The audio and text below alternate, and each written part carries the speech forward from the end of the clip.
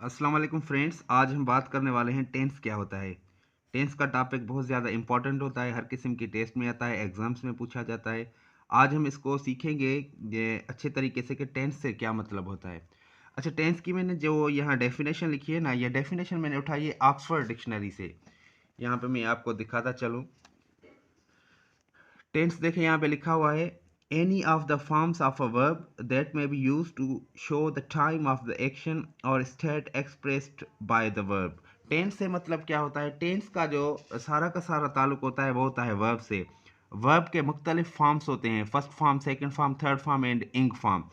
कहता है any of the forms of a verb, verb का कोई भी फॉर्म, कोई भी सूरत वर्ब की, that may be use to indicate the time of the action, जो सेंटेंस में हम यूज करके जाहिर करते हैं एक्शन के टाइम को और स्टेट या हालत को, एक्सप्रेस बाय द वर्ब, जिसको वर्ब जाहिर करता है।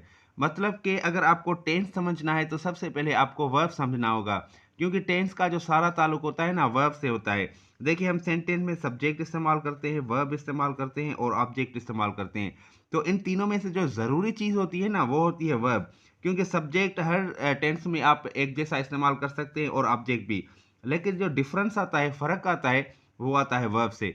कभी वर्ब फर्स्ट फॉर्म इस्तेमाल करते हैं, कभी सेकंड फॉर्म इस्तेमाल करते हैं, कभी थर्ड फॉर्म इस्तेमाल करते हैं, कभी आईएनजी फॉर्म इस्तेमाल करते हैं। अगर वर्ब एक जैसा होगा तो उसका हेल्पिंग वर्ब चेंज हो जाएगा।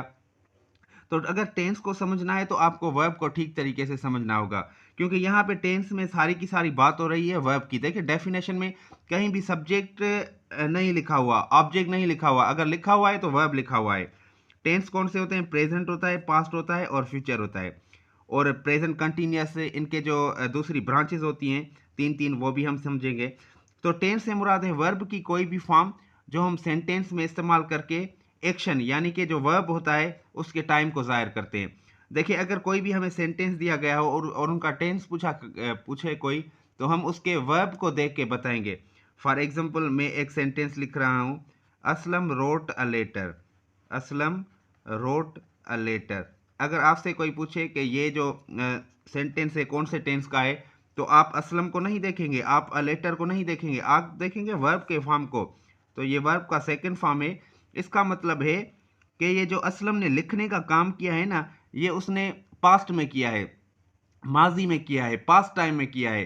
तो ये जो वर्ब का सेकंड फॉर्म है, हमने लिखा है ना फॉर्म ऑफ अ वर्ब, ये हमें बता रहा है कि असलम ने जो लेटर लिखने का काम किया है वो माजी में किया है, इसलिए हम इसको कहेंगे सिंपल पास्ट टेंस।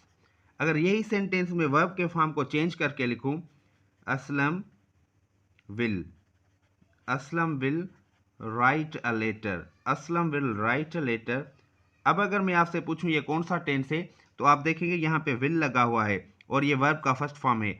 अगर विल के साथ हम वर्ब का फर्स्ट फॉर्म इस्तेमाल करेंगे तो इसका मतलब है जो भी बंदा ये काम करेगा वो आने वाले टाइम में करेगा, यानी कि फ्यूचर में करेगा। तो इसको हम नाम देंगे फ्यूचर टेंस का। तो देखें, वर्ब का जो टेंस का जो सारा का सारा ताल्लुक है ना, वो वर्ब के साथ है। अगर मैं इस सेंटेंस को ऐसे लिखूं, Aslam is writing a letter, Aslam is writing a letter. अब ये कौन सा टेंस है? तो आप देखेंगे आईएनजी वर्ब में लगा हुआ है, यानी कि कोई ऐसा काम है जो कंटिन्यू है, जारी है। अच्छा, यहाँ पे इज लिखा हुआ है, इज हम प्रेजेंट टाइम में इस्तेमाल करते हैं, यानी कि इसका मतलब है हम किसी ऐसे एक्शन की बात कर रहे हैं जो अभी जारी है, अभी हो रहा है हमारे सामने। असलम अभी खत लिख रहा है, तो इसको हम कहेंगे प्रेजेंट कंटिन्यूअस। तो देखिए, वर्ब का जो फॉर्म होता है ना, वो हमें बताता है कि सेंटेंस में जो हम काम करते हैं ना, उसका टाइम कौन सा होता है। उस टाइम के हिसाब से हम उसको टेंस बोलते हैं। पास्ट होगा तो पास्ट टेंस, प्रेजेंट होगा तो प्रेजेंट टेंस, फ्यूचर होगा तो फ्यूचर टेंस। अब हम सीरीज में चलेंगे, जो सारे के सारे टेंसेज हैं उनको हम कवर करेंगे। मगर आपको वर्ब को ज़्यादा से ज़्यादा समझना होगा, क्योंकि हर टेंस में हेल्पिंग वर्ब और एक्शन वर्ब वो सेम नहीं होता, वो चेंज होता है।